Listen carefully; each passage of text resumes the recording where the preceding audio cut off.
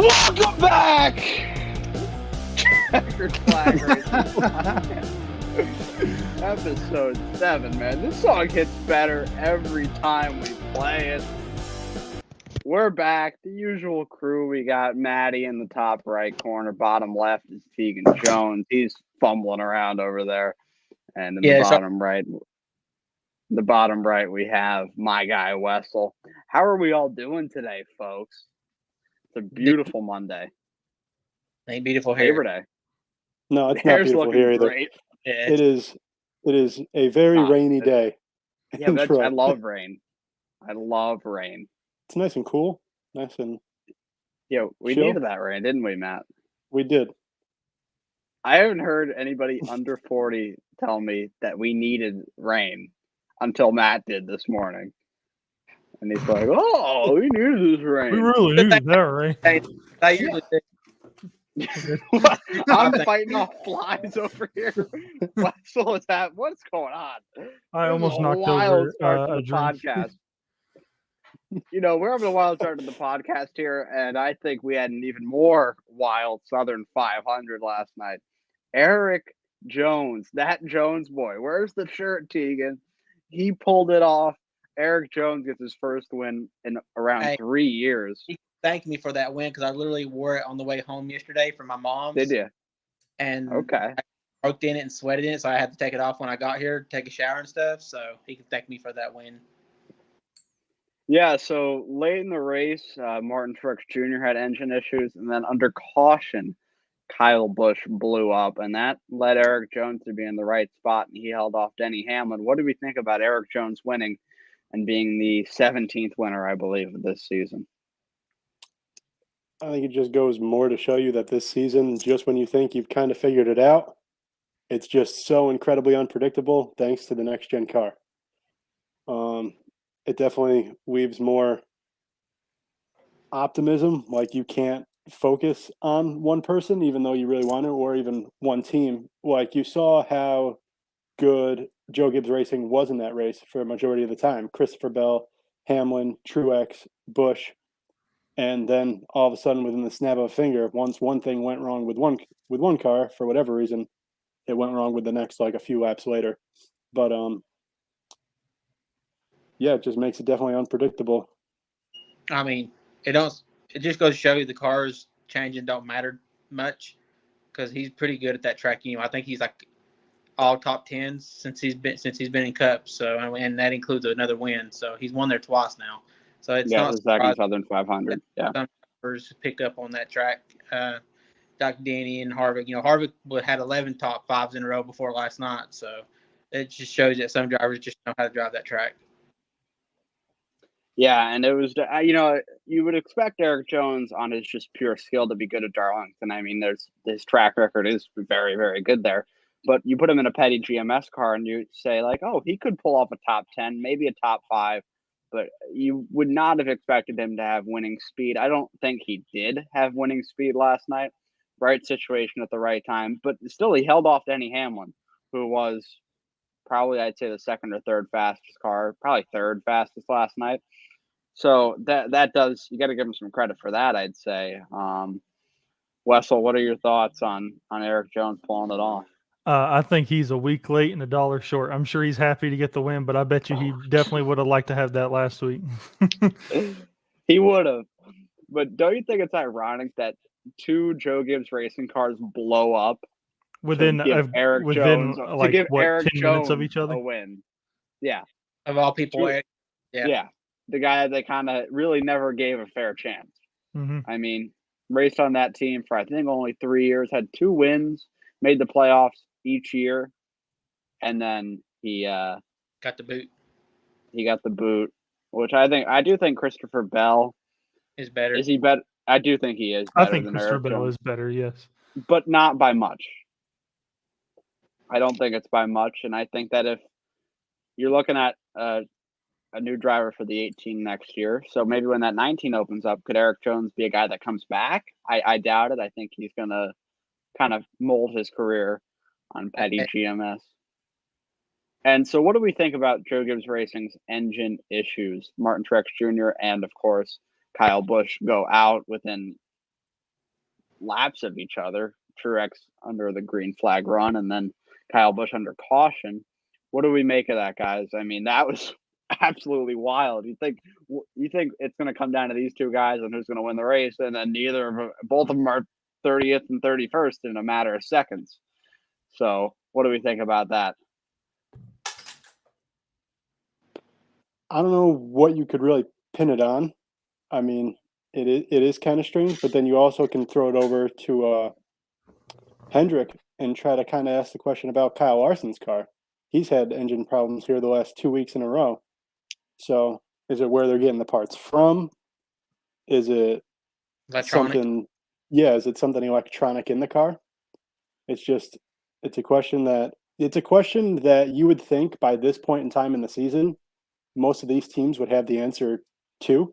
Like, they could figure out the answer on what it is, but with this being like a weekend, with this being almost like an every week thing, you're just not able to figure it out.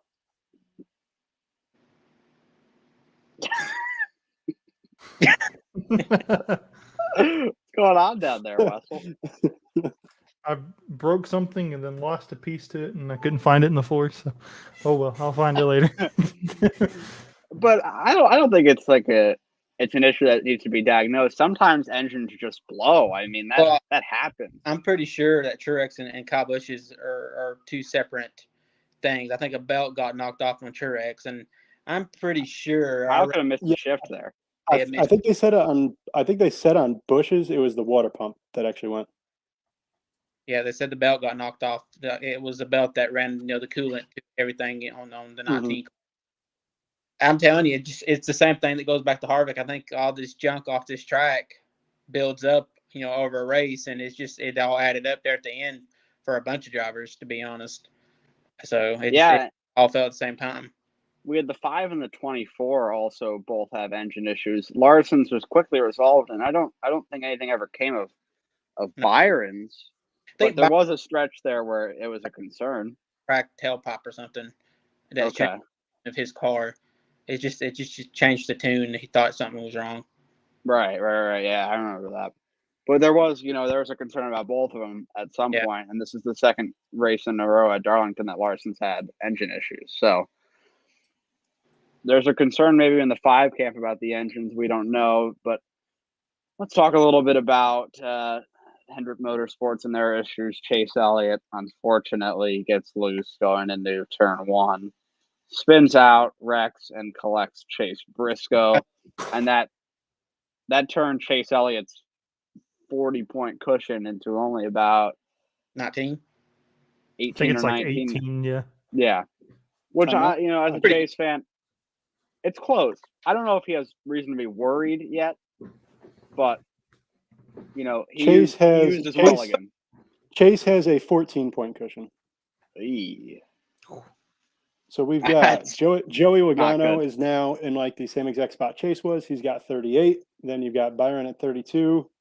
Hamlin at 30. You have Christopher Bell in 4th at 28. Tyler Reddick in 5th at 23.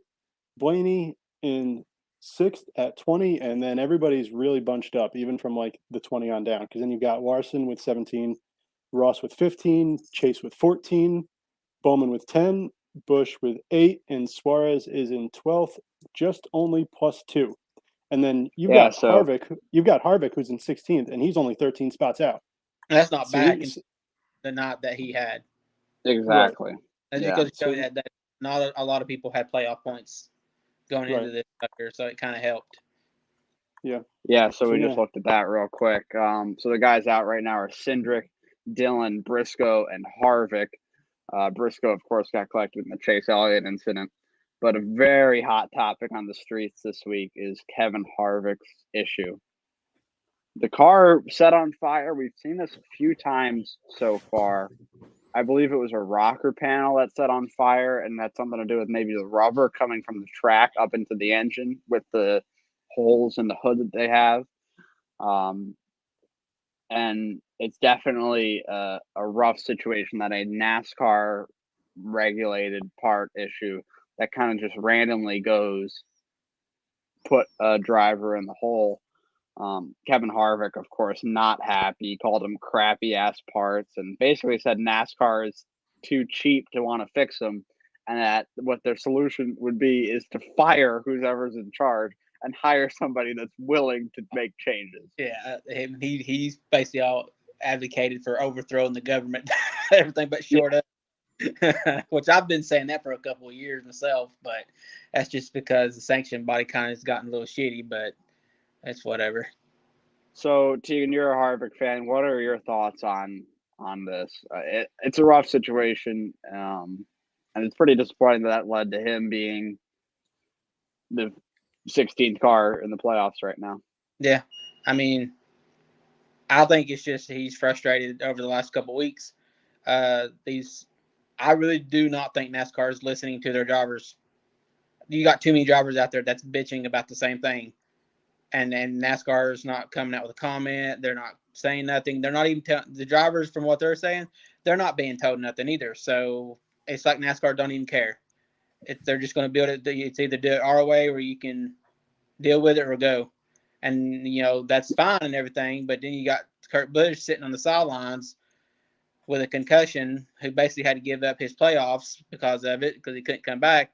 So it's all adding up, and it seems to be getting. I'm pretty sure everybody became a Kevin Harvick fan this weekend, just because it seemed like the old Harvick's back with the trash talking. He don't care.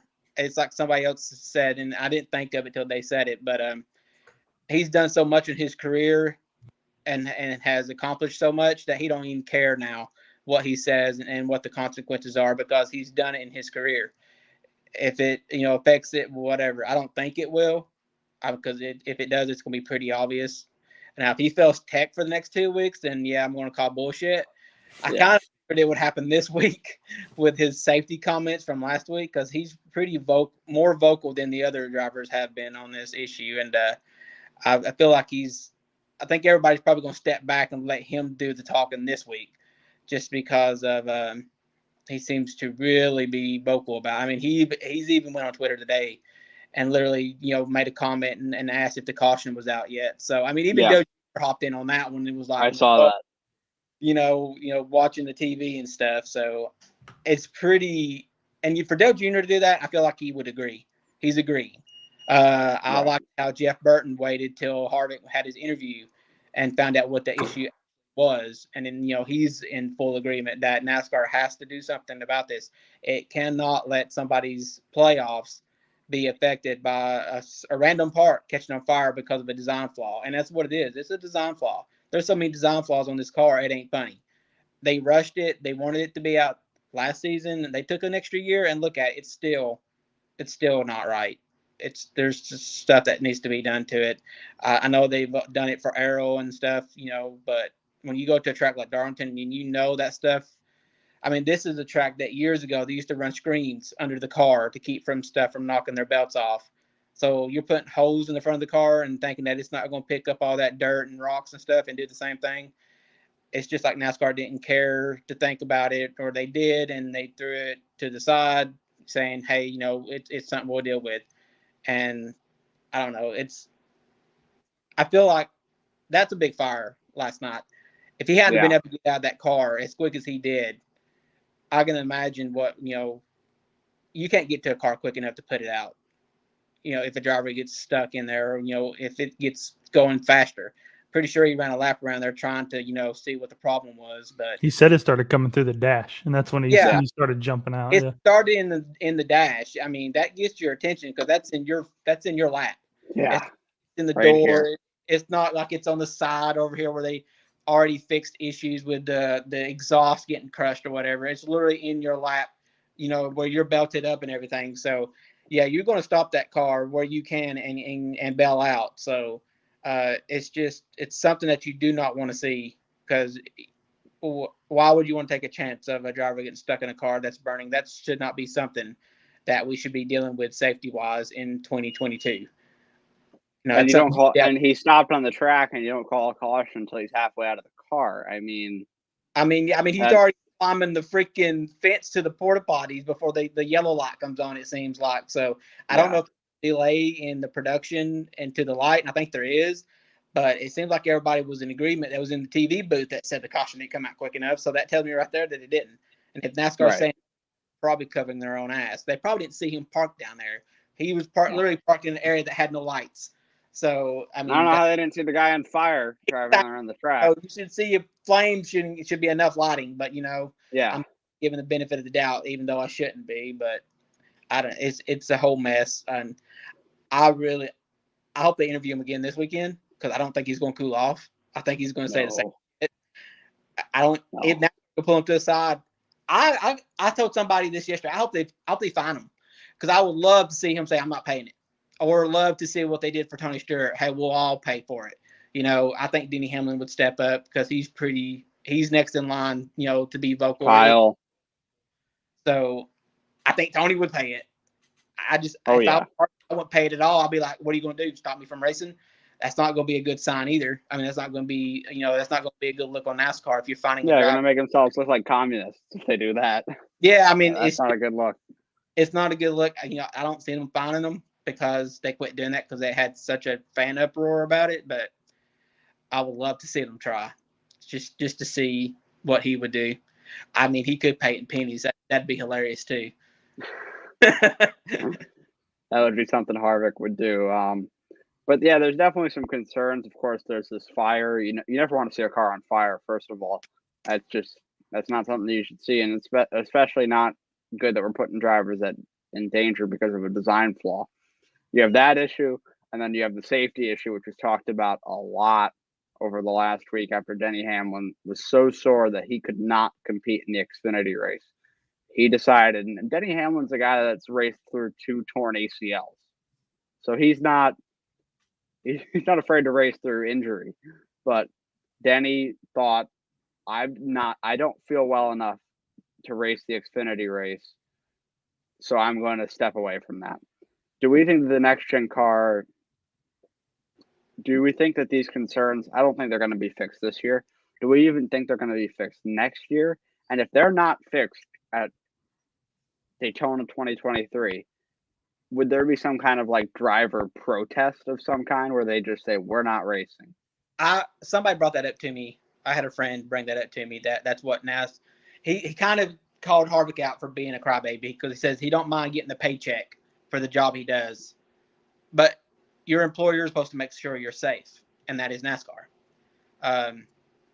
He said something about drivers like Harvick, Chase Elliott, Denny Hamlin even should literally protest, not race the car if they feel like it's such a safety hindrance. But I'm like, you do know back in the 60s, NASCAR banned a bunch of drivers because they wanted to start a union. Could you imagine if they started a protest to, because they didn't feel like the car was safe? That happened in the 60s, 69, Talladega. That's how Richard Childress got started, was because NASCAR drivers didn't like Talladega. I just don't think that would fly now. It won't look good for NASCAR, but I just don't think NASCAR would cave in because it wouldn't look good if they did. But you're also dealing with sponsors. Sponsors expect you to be in that car out there making money, even if it's a safety issue, because they're putting the dollars in that program for you to be out there, representing their brand. So I wish they would. And I think people are bitching because the drivers are bitching in public like they are, but I feel like they're doing that because that's the only way they're heard, because it's not working. I mean, Harvick said it last week before the fire. He said, our concerns are not being addressed. We are not being talked to about anything. We know nothing more than anybody else does. We're being told nothing. I think this started last year with the crash data. That that was a rumor. Apparently, it's true. They all brought in experts to kind of calm us down. I mean, they even brought somebody in that investigated Earnhardt's crash from 20 years ago, and it was just a name thing. I feel like we were bamboozled on the numbers a little bit. I think NASCAR fudged it up because they were too far in. If they had to change the car, we wouldn't be racing with it this year, for sure. I don't think if they had to change the car because of the safety issues. And when you've got Bubba Wallace last week at Daytona, saying that he had the breath knocked out of him, and his hit was minuscule. You wouldn't even have noticed he really got hit by another car. No, And it knocked his breath out. That should tell Yeah. you something wrong with this car. In the rear, in the middle, it seems like it's in the middle and the rear. These cars, they're made to last, to keep you going. If you take hits, that's not a good thing sometimes, because and the crash, the crunch zones seem rigid, and the Yeah. big crashes are, you're not actually in that bad a shape if you really, really hit it hard enough where the car absorbs it. Yeah. But in the hits where the composite bodies in these cars are more strong against them, it seems like all that is going into the drivers and really into their head and neck region, is what Christopher Bell said. So that's really a huge concern. And one thing I think that's a factor in is that these are single source vendors that are giving the teams these parts. If the teams were making these parts, I don't think we would see these fires happen. Nope. Right. Because you have But I parts think coming that's from one place, but now you don't have the teams making the individual parts, and the solutions can't be made quicker. And a driver said that. That's pretty sad. I mean, that's not sad. Yeah. It shows you that even drivers that are not driving this year, it's David Reagan. He said that. He said if the teams were allowed to cut through the red tape, the bullshit, and actually work with NASCAR to come up with a solution, this would have already been taken care of. But they're not. Yeah, You know what this kind of brings me back to? What's that? So do you remember when the pit road guns, when they started regulating them and they all started coming from single source things and they were having problems with them? Yeah. This is the same exact problem, but now it's the entire car. Yeah. And I think NASCAR is in a really, really bad spot right now, because say you do something to try to fix the car before next year starts, like after this year. With all the stuff that's already happened this year, driving a new car, I don't think you're going to get many drivers who are going to feel safe enough to go into a car again that they're not sure if it's actually truly safer. Like NASCAR is going to say that it's a safer car, but the drivers aren't going to know. And after everything that's already happened this year with a next gen car and being told like, oh, it's going to be safer, it's going to be better for you guys and everything like that, and obviously it's been false. I think NASCAR is in a really, really, really tough spot. I don't think you're going to get many drivers who are going to buy it. I think it's time for the driver council to reform and come up. There is a driver council. It is. Jeff Burton is head of it. Their own independent guys to come in and come up with the numbers. I don't think you can trust NASCAR anymore. That's where Kyle says he's taken all of his issues to the driver council. Yeah, I think driver council, it kind of died after a few years because it kind of defeated the purpose. But now I think it's time for it to be back. And I think Hamlin and Harvick are the two one. They were on the original one, and I think they were the original two that stayed on it the most. I think they're the ones that need to be on it, being vocal about it. And I think Jeff Burton needs to be on it too, because they call him the mayor for a reason. He's got good relationships with everybody, so yeah, he's a good guy to have as like the liaison in between the corporate NASCAR and then the drivers and the teams. I think he's a great guy to have in between. Yeah, and if it wasn't Jimmy Johnson and been an IndyCar, I think he would be a good one to have in it too. But exactly, I think Jimmy would be very outspoken during this time. Fortunately, Jimmy's just having a little bit of a nightmare in IndyCar right now. He actually got absolutely obliterated at Portland. Speaking of Portland, here's this message. I went you got to get your twos right there, Spency. To Portland Raceway yesterday, guys, and guess who I met? Who did you meet, big dog? Big Spence. Spencer Boyce tried to message me today and tell me he's going to wreck me, basically. He messaged you too, Tegan, right? Yeah, but I beat him to it. You beat him to it. Push him out of the way at Richmond, so. Yeah. Chance. Whoa! Oh, my God! Oh, shit! Roger Penske. The captain. That's pretty cool. Shit. Good Roger Penske. What are you doing? Picture where it didn't happen. Ready for it?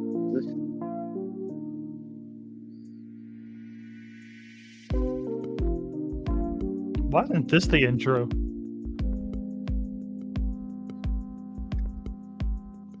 Hold up, we need an intro change. What is this?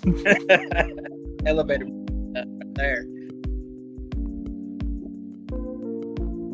Or HBO soft porn.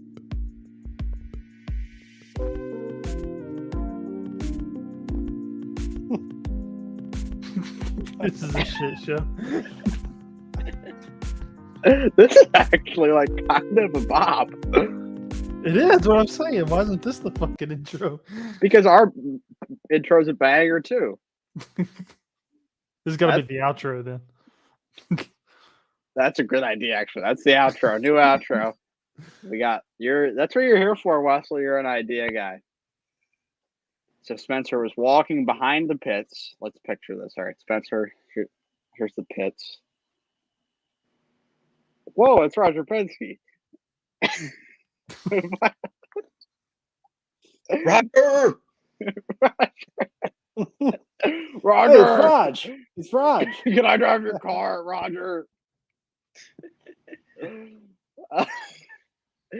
And he said he was standing there with other people taking photos. I think Spencer just awkwardly stared at him, is what it sounds like, and didn't actually like meet him.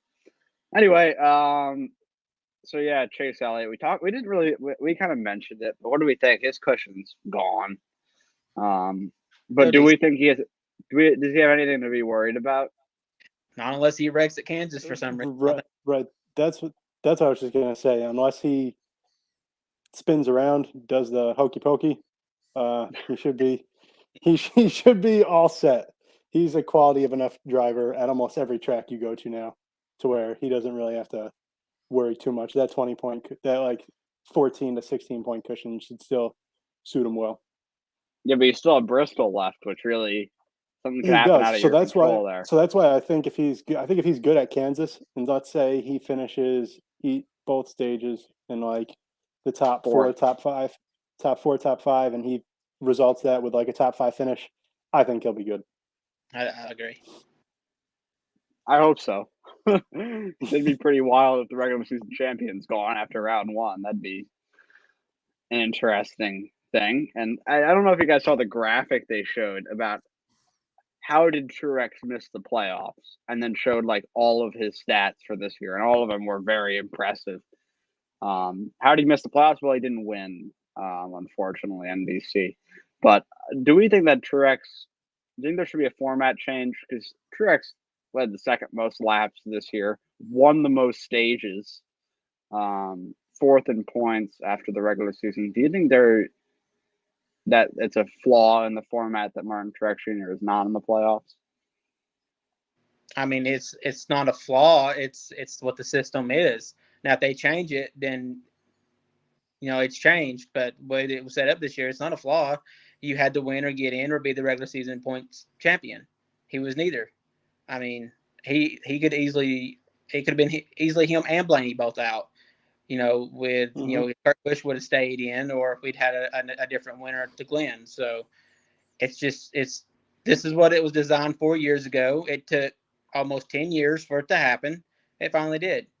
It'll probably be changed next year, but after this year, I don't think it's going to matter. I don't think it's going to happen again.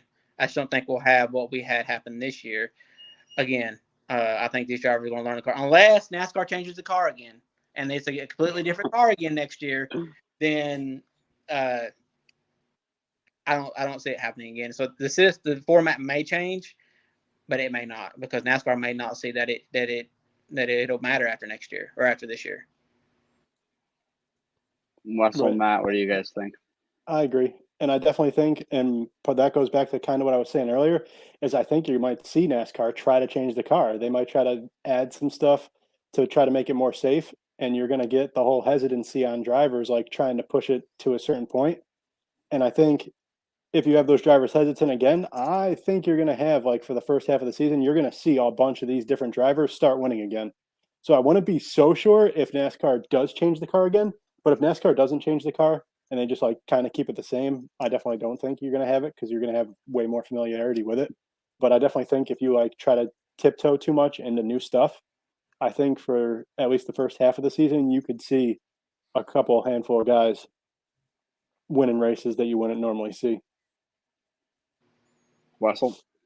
I agree with Tegan, and also Tegan. I think your frozen pizza is done in the oven because you've had quite some beeps going on in the Oh, background there for a while.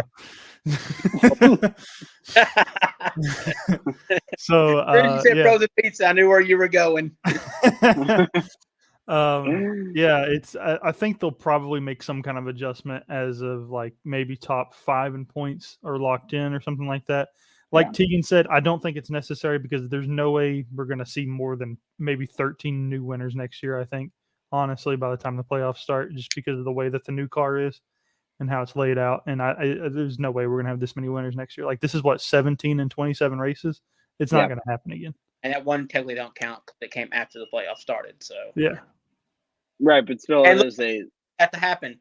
Truex, Kyle Busch both got engine troubles for him to even have a shot, and then he held off Hamilton. Probably on the long run, probably had a better car. And if it weren't for Chastain having issues early, I think he had a better car too. So a lot of the good cars had to be out for that 17th winner to happen. Yeah, but I think Erik Jones. I mean, he could have won Auto Club this year, and I don't think anybody would have been surprised. I think that 43 has been a car where it's like a consistently like top 15 level car that on his day can compete for a win. I don't think anybody was surprised that Erik Jones. I don't know if I can. I said it. Literally, the last 20 laps, 2 of the best cars went out together with engine issue, and then he had to jump the 8 on the pit stop. So everything fell into his lap. It's the same and then thing. he had Denny his weird alternate strategy over there. So that because I think if he goes with the normal strategy there, he's in the position that Jones is in, and Denny wins the race. So because Denny waited way longer than everybody else to pit and to try to have the freshest tires at the end to try to track Kyle down. But the caution came out, and then of course Kyle Busch blew up. Rick Allen had an absolute aneurysm. Like I was looking out, like here's me. There's smoke coming out of the 18. I'm like, whoa, what? Rick Allen freaked the fuck out. It was awesome. Did we enjoy the Jarrett Earnhardt Petty booth? It was all right. I mean, anything that Rick Allen's not in during an NBC broadcast is great with me.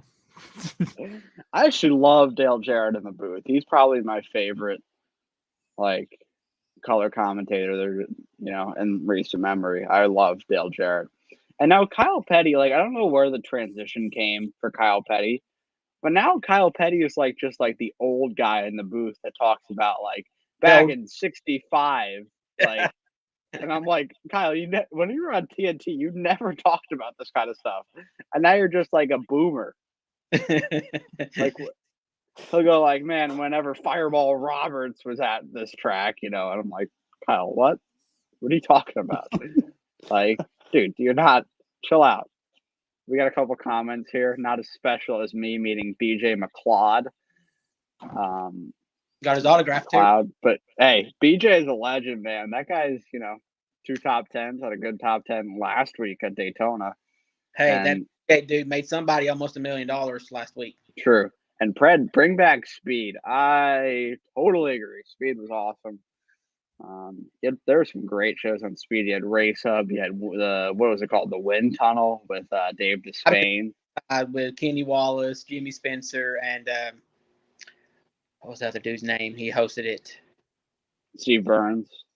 Well, Steve Burns hosted it too, but after Steve Burns, it was somebody else. He hosted Trackside. Steve Burns hosted Race Hub. Oh, John Roberts. Yeah, John Roberts. Yes, John Roberts. Yeah. I could see his face. I couldn't see his name. He has a serious show for XM NASCAR Radio, so he's still around. It's him and Chocolate Myers, but it's not the best show. The best one is the one with Mike Bagley. And Pete Pistone. That's a good. I like that whenever I have Sirius in the car and I can listen to it. Man, those Speed days were fun. Like you would just get home I would get home from like school and turn on some Speed, and it was awesome. Speed Channel was the best. That would be really cool to bring that back, or like maybe like retool like Mav TV, because I feel like Mav TV's had a lot of like garbage on there, to be honest, that nobody cares about. You know, Like it's got DVC, which is great, that- and NASCAR for the next deal, that's something they need to look into on Peacock. I they think kind of are.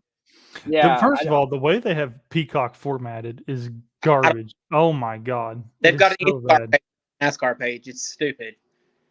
So yeah, they have like motorsports. It goes motorsports like IndyCar and IMSA, but NASCAR is under the motorsports. NASCAR is by far their biggest draw, and they don't have that individual tab for it. It doesn't and make sense. also every IndyCar race and every IMSA race goes on to Peacock. The only NASCAR races that go on to Peacock are the ones that are broadcasted on NBC, which is only like 3 races. Yeah, but that's not part of the stream. That's not part of the deal. You know, like there's a different like NASCAR made their TV deal 10 years Before- ago now. Yeah. Mhm. You know, there's Peacock. If you told me, oh, the NASCAR race is going to be on Peacock, I'd be like, are you taking LSD or something? I Like, did not that last year. Didn't What? even not have a conversation, me and you, one We point did. last that I look for streaming races to actually be a thing before too long, and Peacock would be the one to do it on. Hey, And I look, think there's they're flirting with it, and it's not a bad idea. I'd say that they're on the next TV deal. There will be races that are streamed, but that won't be the only way to watch it, because they'll we still know be what cable. NASCAR. Yeah, we know NASCAR fans. You look at Facebook when the race is on USA, and they're all like, "What channel's the race on today? I went on my TV, I can't find it." And then you're like, "Jim Bob, it's on the same channel it's been for the last 8 weeks, USA. It's been there, hasn't moved." It's You just know amazing. what channels? Can't do 5 minutes of homework to figure out where the race is going to be. Exactly, and they'll go like, "What channel's the race on this week?" It's on Peacock there, Daryl. What's a peacock? I saw one of them in my backyard once.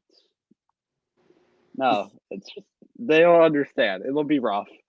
But I actually don't think NBC is going to keep the rights to NASCAR, I really hope because they get it back, because I just don't think they did a good job last time they had it either. I look for CBS maybe to get in play. I don't know. Fox Maybe. and But the thing CBS. with- I could think of maybe. You think ESPN or ABC? I think ESPN has been in talks of trying to get back in on NASCAR. I too. think you have what I think is going to happen is Fox will keep their Mhm. area. I think CBS will maybe. I think Fox might have a shortened amount of races, and then I think CBS will take it through the summer until football season starts, and then it would go to like an ESPN or NBC type thing. 'Cause I look for with CBS getting into SRX, they're like dipping their toe back in, seeing what the interest levels are, and you know they already got Pestrick, they got Matt Yoakum, they got Lindsey Zarniak, who used to host the TNT pre-race show, so they're dipping their toe in. But I look for maybe CBS to get involved. I just think it would be tough. They would need a third partner I think you because could almost you have. can't have. What What's that, about Matt? doing a shortened version and putting CBS through the summer? Yeah, I think be- ABC. And not USA. I'm saying I think ABC would be good, because you kind of got on because they're on ESPN network, and then on ESPN you already have like F1, so you already have people who are already interested in the motorsports type area. You can maybe transition that over to ABC, and then ABC doesn't do any type of football during football season. Obviously, it's all ESPN, Fox, and CBS, so that could kind of be their sport for every Sunday thing. And I thought when ESPN had the NASCAR coverage, I honestly thought it was underrated. Like, I thought they didn't do a bad job. They had a great booth. They had a good pre and post, like at least pre-race crew. Did they maybe jump out of the races too quick? Yeah, but that's what Fox and NBC do now, so that's not really a fair criticism. I would just be worried about where NASCAR would be on ESPN's priority list. You know, because Yeah. how high is it really going to be? Because Right. think about it. They have the NBA, they have the NFL, they have the NHL, they have the MLB, they have college football, college basketball. I doubt they look at NASCAR above any of those. You know, maybe NHL, MLB, but I doubt that it would be a big priority for them. But I actually wouldn't mind if it went back to ESPN at all. I think if it goes to oh, sorry to interrupt. I was going to say I think if it goes to I think if it goes to ESPN, it would be almost in this time frame right now when they would get the races, because like you said, with like college basketball and with the NBA and with football and everything like that, I figure right now would be the best part because you don't have hockey. You've got baseball, but they only have Sunday night baseball. So I think right now would be that time frame that you'd see ESPN in it. But I agree with you. Like I don't think I think it would kind of be weird for almost ESPN to get into it because, like you said, they have almost every other sport known to mankind. I don't think they're going to think of NASCAR as a sport above that. Any of those. Well, Matt, lucky for you, I don't know if you aren't into NASCAR at this point, but when ESPN used to have NASCAR coverage, this is about the time they would take over. So maybe a few weeks ago, but like they would take over like what was it, early August maybe? They did the same thing that NBC is doing right now. They let ESPN have the first half of their schedule, and then the last 6 or 7 races of the playoffs, it went to ABC. No, I think only night races were on ABC. So yeah, I mean ABC only had 2 or 3 races then. Yeah, because Saturday nights they needed to flex it because they had college football or whatever. So yeah, it's definitely going to be an interesting conversation. But Wes, I don't know if you listened to the Dale Jr. download with Mike Joy on it, but like Mike Joy said to Dale, like something very vague about the TV deal.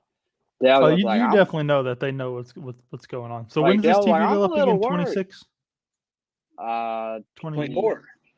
So I know the engine package. There's a new engine package It's supposed to come to 24. NASCAR in 24. Yeah, so there will be a new TV deal starting in 25. Okay. And that's when because there's been a lot of talk about what Denny Hamlin wants to do and have more money from the TV deal distributed back to the teams, so it doesn't become as a sponsor reliant model, which is kind of the issue Kyle Busch has right now. So something like that could solve it. But on the Dale Jr. Download episode I was talking about, like Dale Jr. said, I'm a little worried about the TV deal coming up. And Mike Joy goes like, you'll be the first person to be hired by whatever TV company takes over. And he said, I'll talk to you after this. So what it makes me think is that Mike Joy doesn't think NBC wants to come back. Because you look at yesterday, it was an IndyCar race in Portland, which IndyCar is, I enjoy it, and I think Portland's a good track. That was on NBC. Where was the Southern 500 at last night? USA. I don't understand what sense does that make? The Southern 500 is maybe the second biggest race of the NASCAR. It's one of the Third. 3 crown jewels left in NASCAR. And I would say it's the third biggest race of the season behind Daytona and I guess the championship race now. And you have it as the first race of the playoffs. Everyone who's been following NASCAR is going to want to see that race. The only thing the reasoning behind it is you never know when that race is going to end, and they have the 11 o'clock news on a Sunday night. So if it goes over, that's going into the news. Yeah, nobody watches it anyway. But I mean, you know who does watch the news? Where's my news at? Where's my news? What's this fucking NASCAR shit doing on my news? So, but happens. I would say with that though, Tegan, Sunday Night Football on NBC is an all year round thing, and Sunday Night Football starts at 8 o'clock at night and gets over with sometimes after 11 o'clock. So yeah, but Sunday Night Football is also the most viewed sporting event every week. Yeah, or maybe the most viewed television event every week. So, Wessel, were you going to say who likes the news? The majority demographic of NASCAR likes the news. Those old boomers. So that'll be a great transition. They can go right from the race. They can go from the race straight into the news. I bet you they fucking love it. Oh, baby, I get to watch news. They're going to be excited. You know who needs to about dip that their one. toes into NASCAR? Who? CNN, but they're going broke. Maybe that would have saved CNN Plus. CNN Plus was just a terrible idea, anyways. CNN Plus did not. Nobody work. watches CNN for free. Why do they think they can charge for it? Damn. I don't watch CNN, and I do agree with you. But yeah, so yeah, we got off on a big TV deal conversation here. I don't really know how we got here, but so definitely a good conversation to have. So let's just put a bow on this conversation. 2025, first week of the season. We'll go around the horn here. We'll go Matt Wessel, and then Tegan's going to get his pizza, so he'll be back. We'll discuss who do we think will have the television rights to NASCAR in 2025. Matt, who do you got?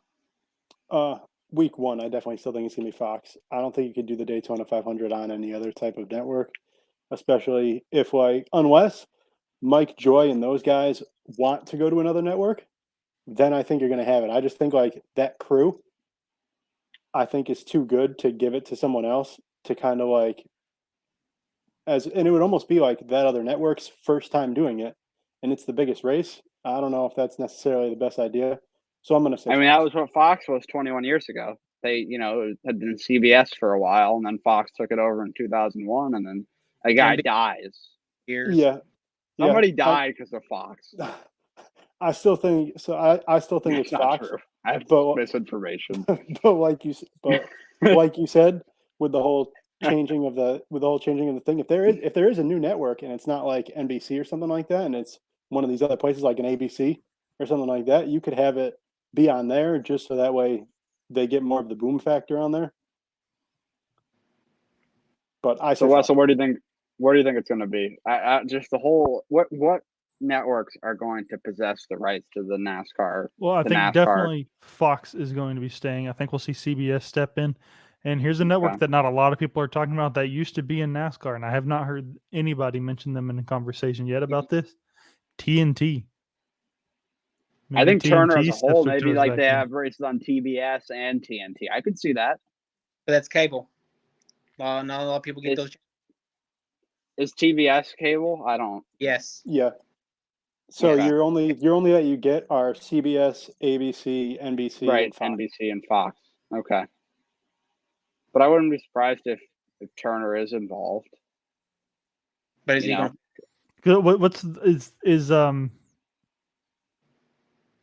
TNT is only involved if they have a partner. Is basketball really the only thing they have going right now? I mean, not obviously basketball's not going right now, but yeah, I think so. Basketball. TNT. They did golf. Sometimes, oh yeah, they get golf sometimes. And then I know TBS has baseball sometimes as well in the playoffs. TBS has playoff baseball, yeah. And then TNT and also AW. does it. And TNT's got March Madness when that happens. Right, that the whole Turner and CBS. Mhm. Maybe that's the thing, is that maybe CBS works with Turner in that part of the schedule. Yeah, I could see that. That could be a thing, because they already have the partnership for March Madness. Tegan, what do you got for this? I think it's Fox and NBC again. I think NBC boring. A little bit more next year, and I think if any new network jumps in, I think it's CBS. But I don't think CBS works with anybody else. But maybe as a third, a third. I think a third network wouldn't be a bad idea.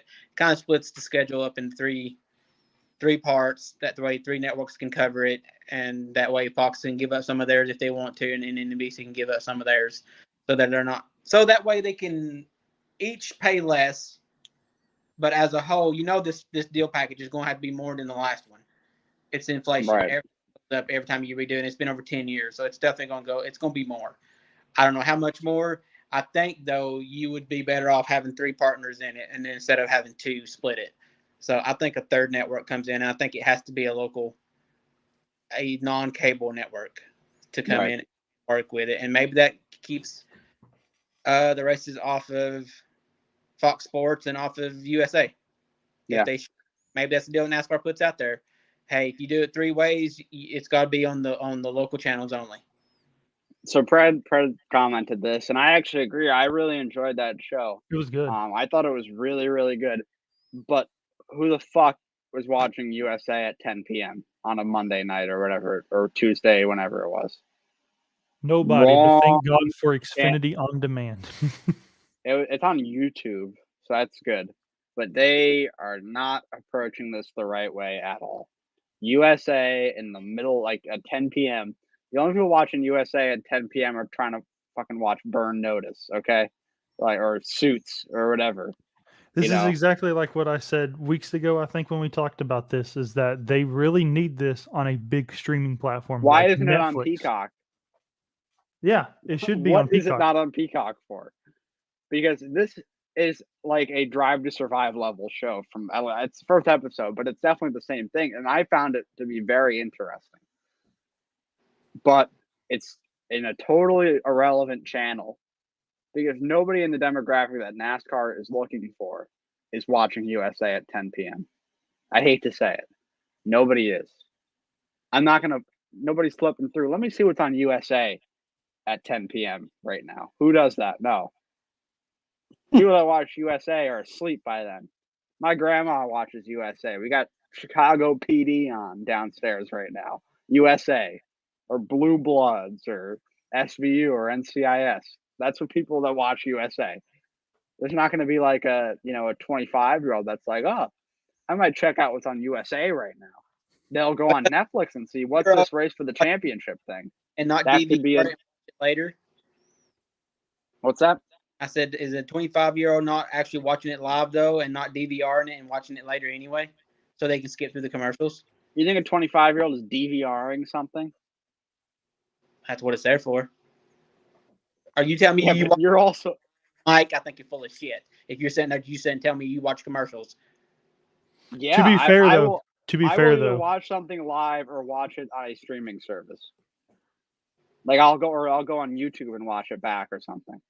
But I don't the DVRing. I don't know if people DVR. I don't DVR a lot of things because I have demand and I can kind of go back on that. But there's a lot of things on demand. Like you can skip through some commercials on demand, but there's some stuff that won't allow you to. It just kind of depends on the program.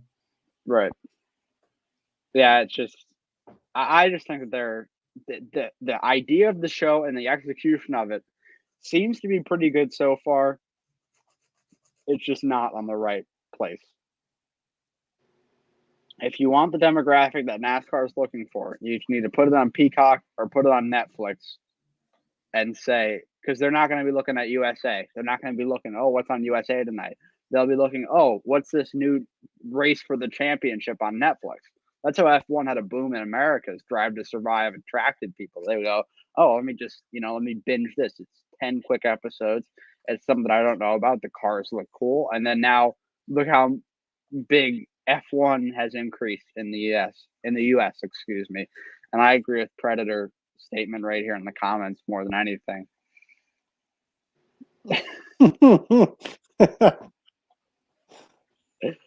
Keegan becoming a boomer.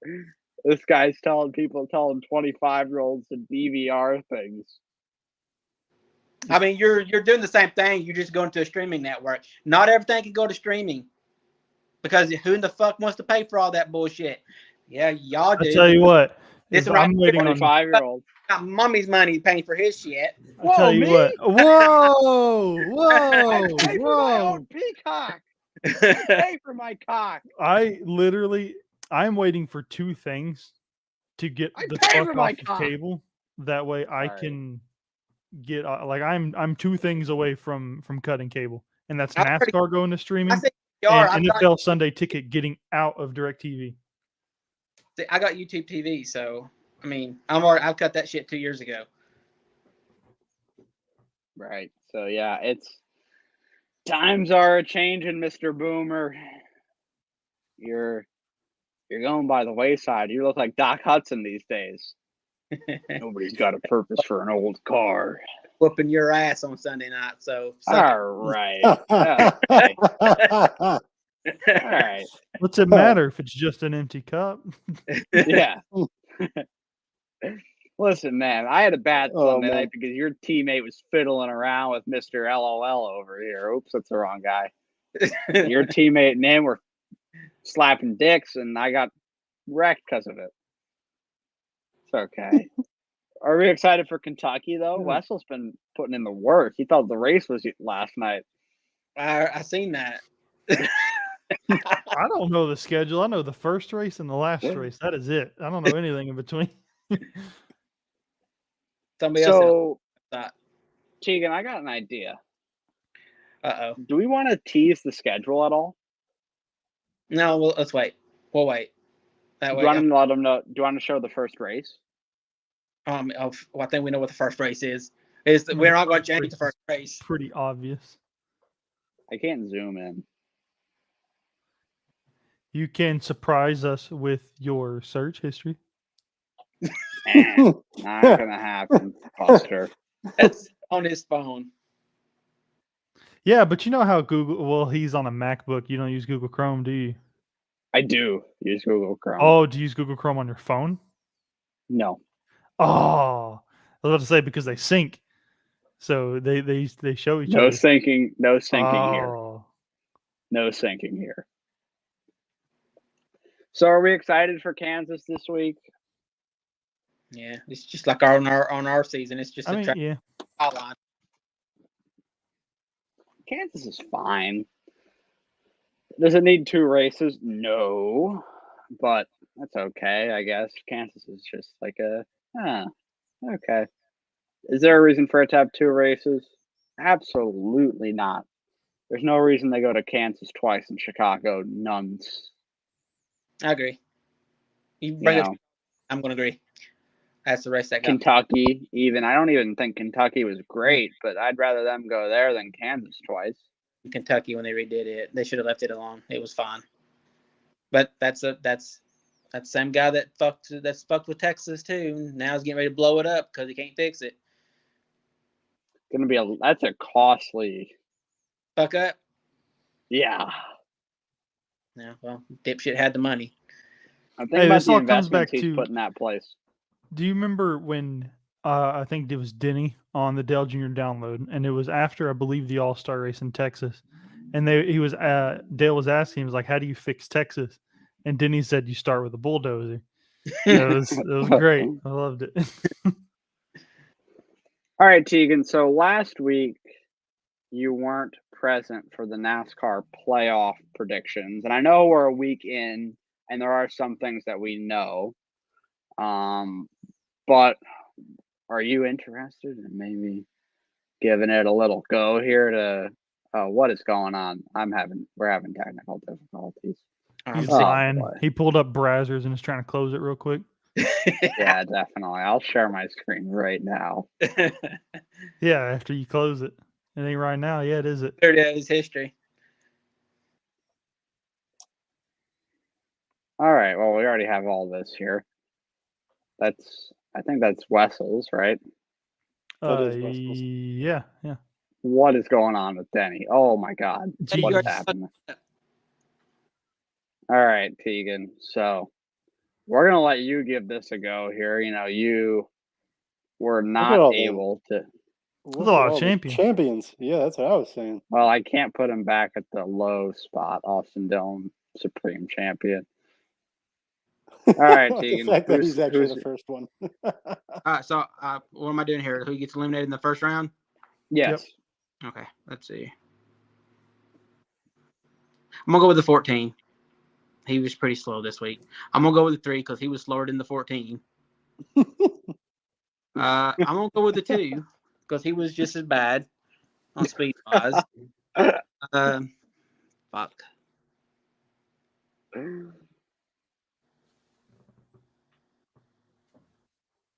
I'm going to go with Suarez. Yeah, I don't think so, bitch. Don't even think about it. Okay. All right, let's see.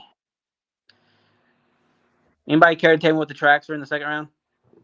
It's Texas, Roval, Talladega. I thought Roval's a cutoff race, isn't it? Roval is Texas, Talladega, Roval. I was wrong, but I got the track right. I just didn't go in order. Let's put. So it's like 2 wild card races and a shit track. Yeah. Yes. Very shit track, yeah. Let's go with Blaney. Ooh, Yeah. that's a He's not had the speed. interesting one. He didn't have it this week either. Yeah, but he won the All-Star race. At Texas. Who cares? Nobody cares. Okay. He had it. Damn. All right.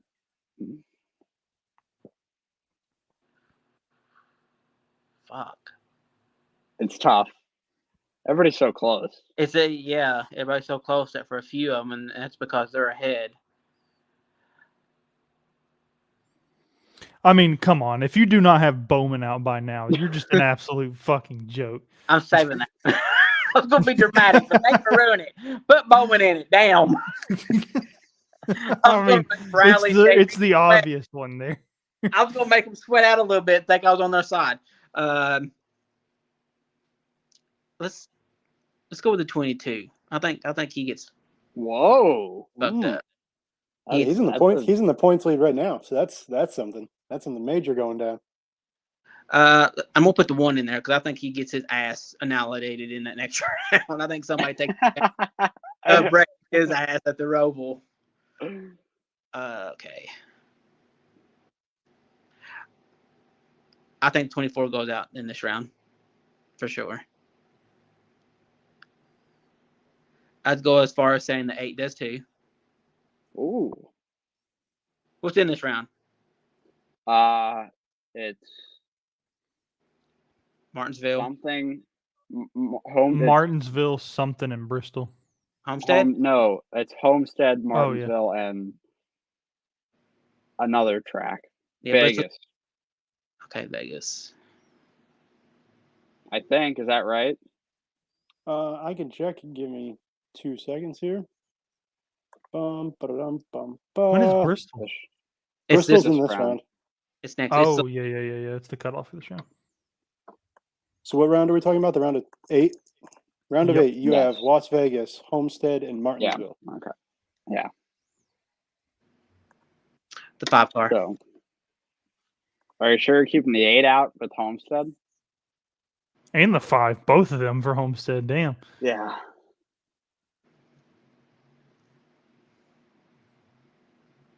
Well, I can tell you who he's not going to eliminate here.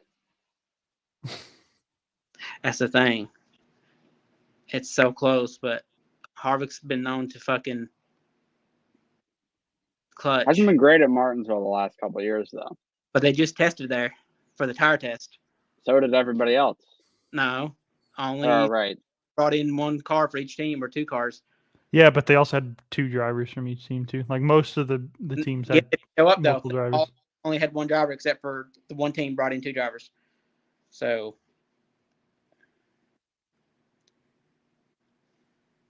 18. Who's the last one? 18? Yeah. So that leaves the final 4 is the 4, the 9, the 11, and the 20. And I get to pick the champion? Well, I'd say count them out. Or let's move them back down here. And let's eliminate them one by one. So tell me who's not going to be the champion.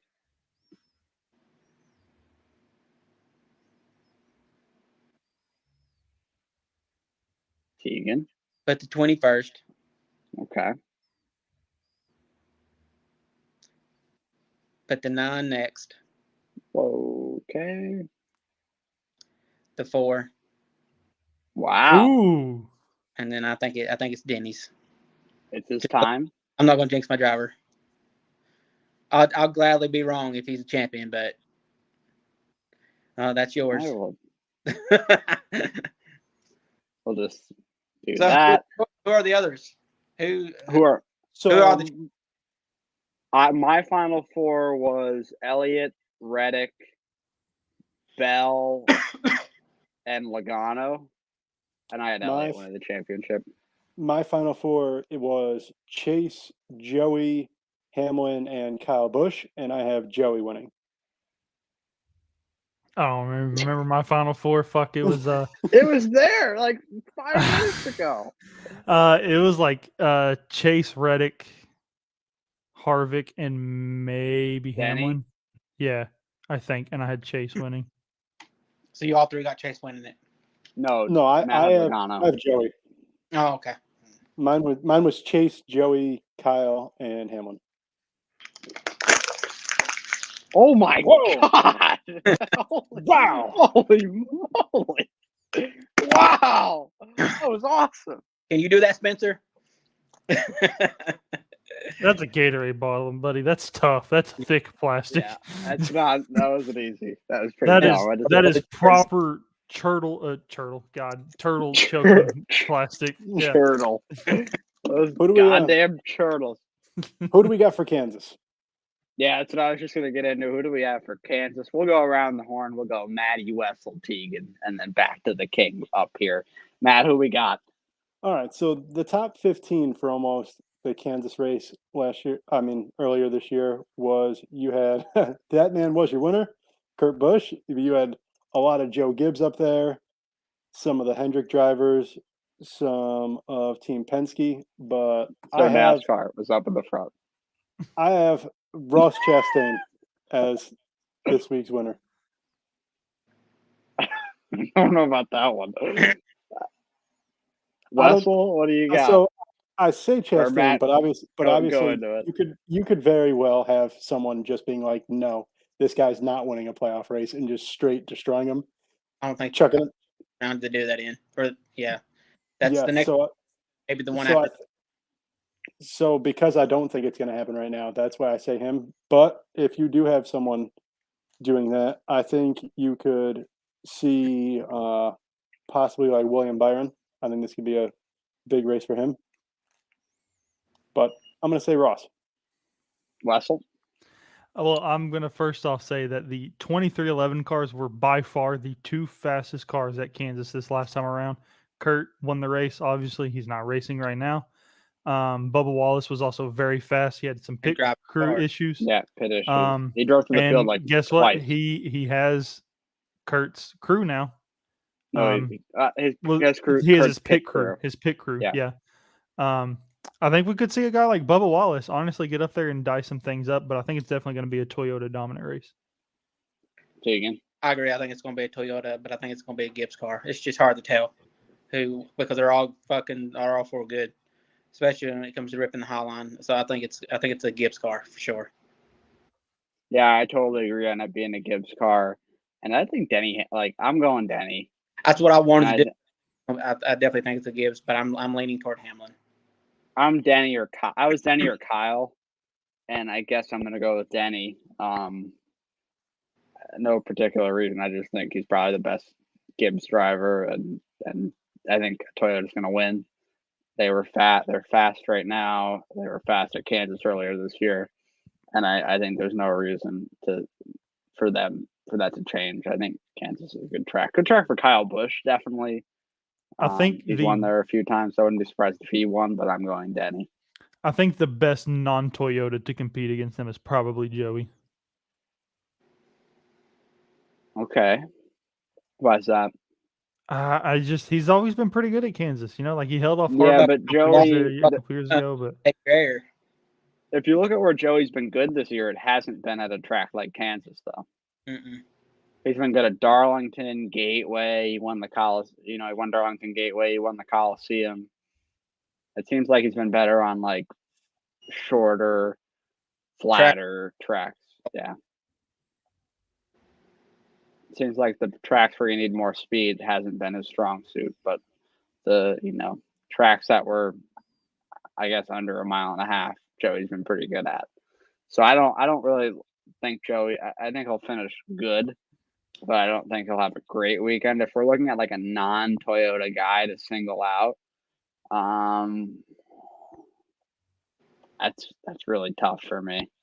I'll pull up the results from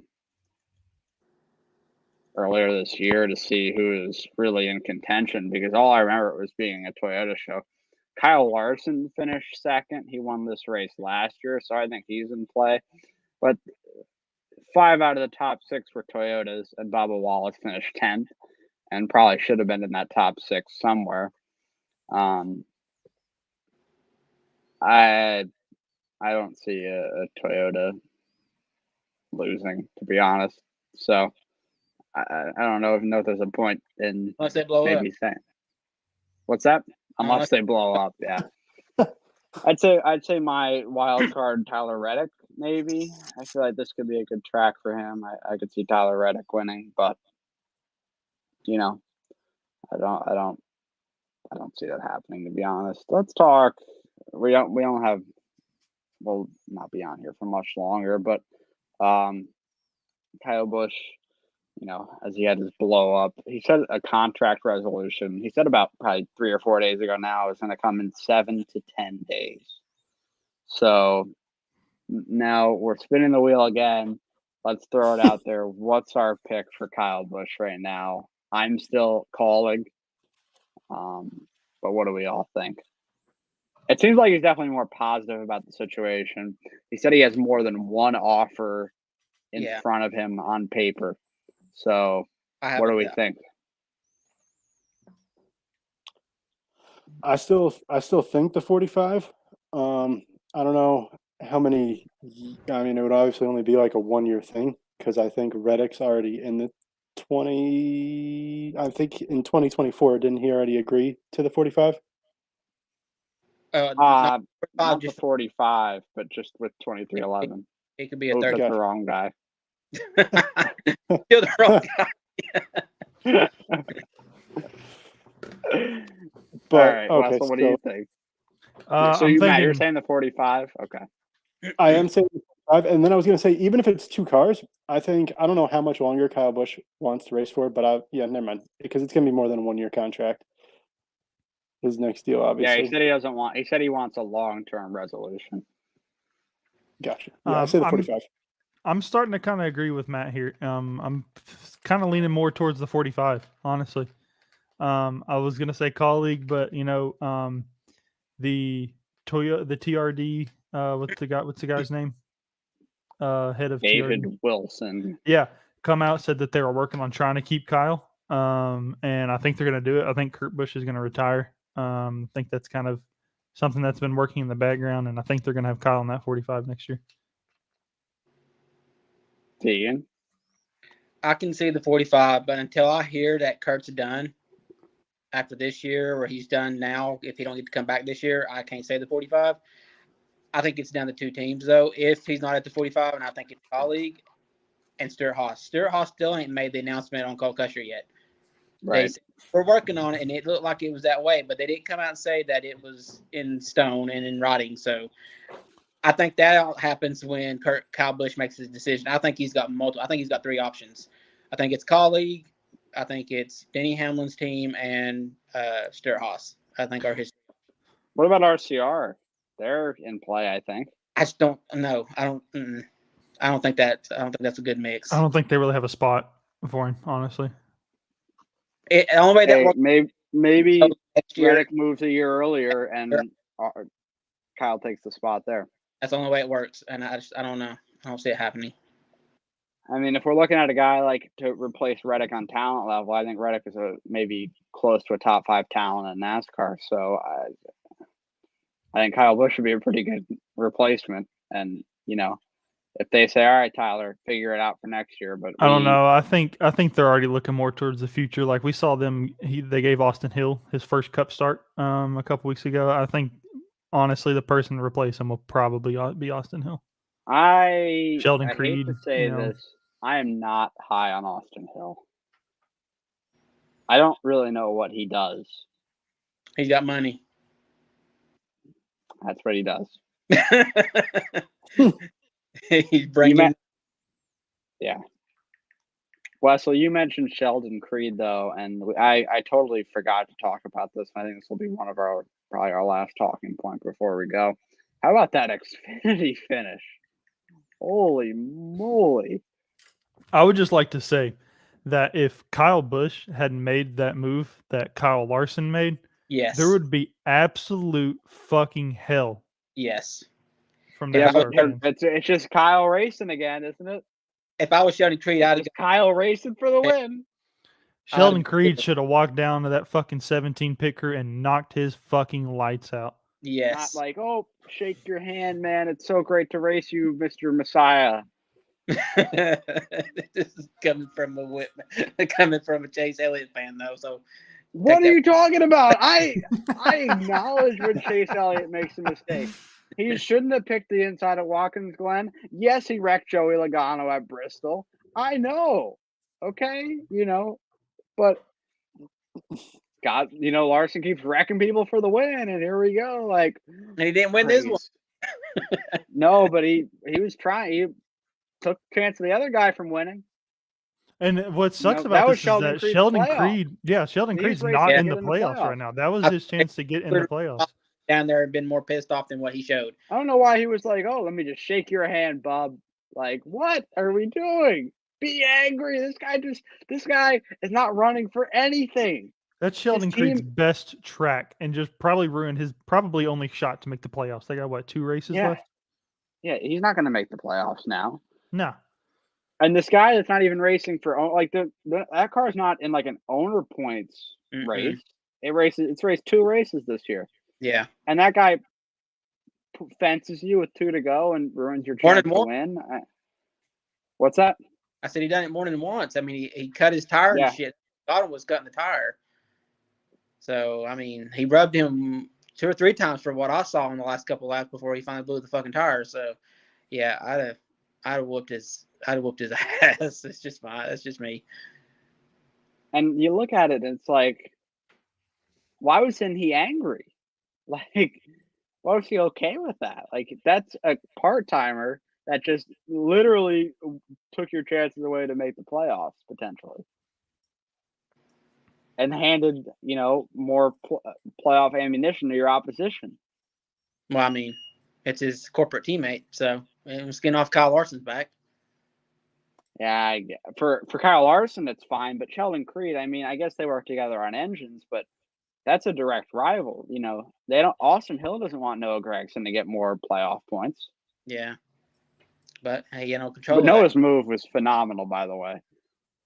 I thought it was very, very good, taking them 3 wide and then just sending it in and hitting the wall with the Sheldon Creed Spark Show behind, and then Kyle Larson. I don't know what happened to him, but he finally decided. Yeah, he fucking left and let everybody else go by. Too fucking late, big boy. Yeah. Hey, he's the best driver in the world, though. Remember? No. So is Chase Elliott too. Champ Elliott to you. Okay. Hey, our guys have the same amount of championships. Okay. Yeah. So, hey, I'm not saying Chase Elliott's the best driver in the world, but anyway, that's about it. Anybody have any final thoughts before we get out of here? No final thoughts? Oh, baby.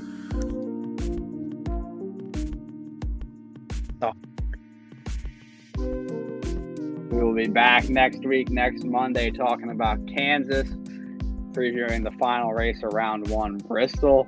This is really good outro music, by the way. And thanks for tuning in. This was a little bit of a long one, so whoever was watching throughout, we appreciate you.